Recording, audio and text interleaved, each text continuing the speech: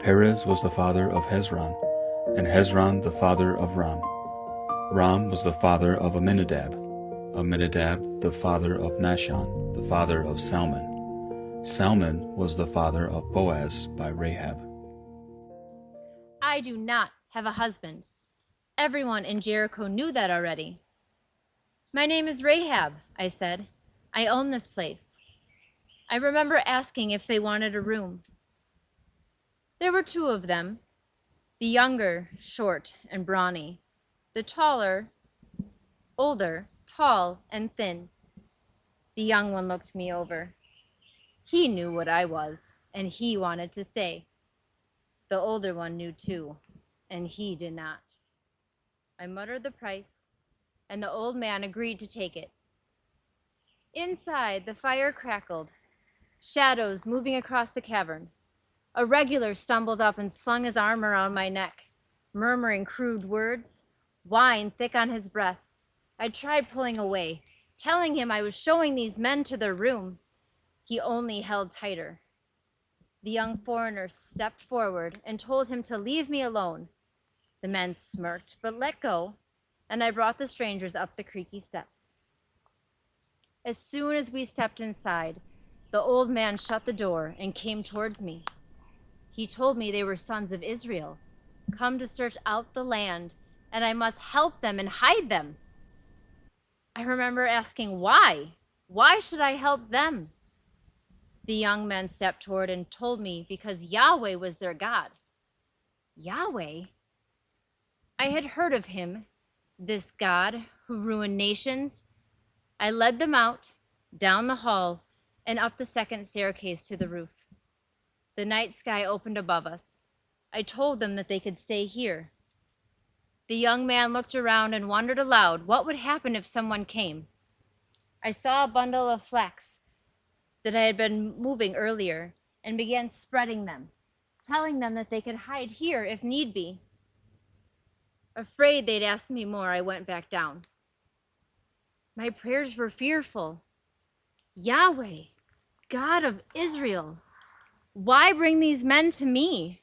Are you not the God who ruined Egypt and the Amorites? Will you ruin Jericho too?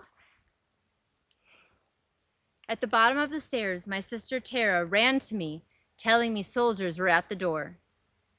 Two soldiers sat at my counter, drinking my wine without paying. I asked if I could help them. One told me the king had sent word commanding me to bring out the men who had come for me, for they sought out our land.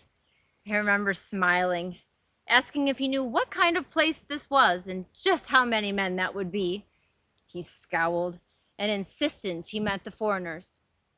I told him I knew the men he had spoke of, but that he was too late, that they had left at dusk when the gate closed, and that if he pursued them quickly, he would overtake them.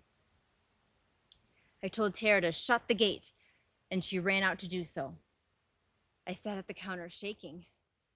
If they discovered my lie, I was dead. But my fear was for Yahweh, the God of the men hiding on my roof. My head pounded. I knew what I had to do, and before I could change my mind, I went back up the stairs.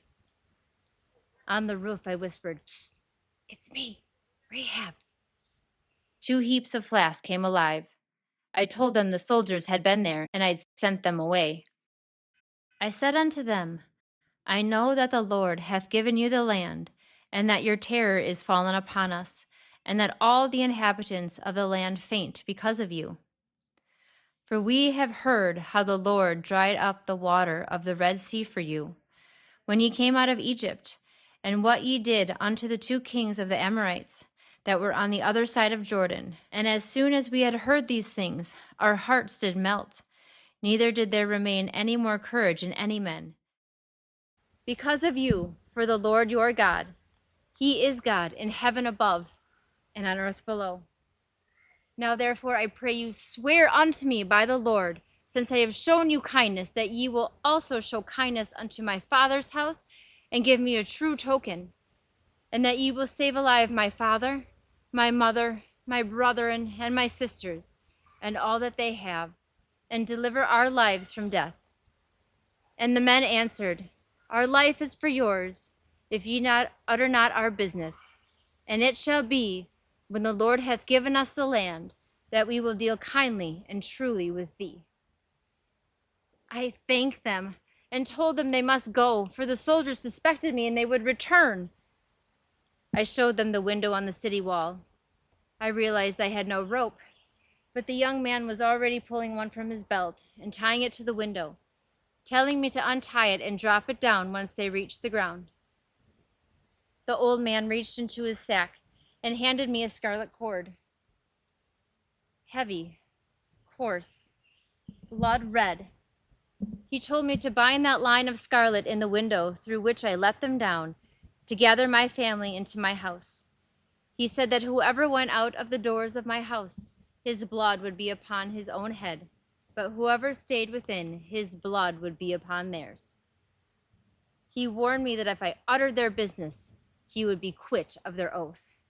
I nodded, and I told him their business was safe with me. They climbed down the wall. I untied the rope, let it fall, and watched until they were gone. I watched the night swallow them. I hung the scarlet cord in my window. It danced in the twilight breeze, brilliant red, like blood.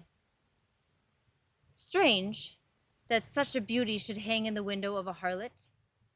The hatch opened. It was Tara, telling me it was a busy night and 2 men had asked for me. I shuddered.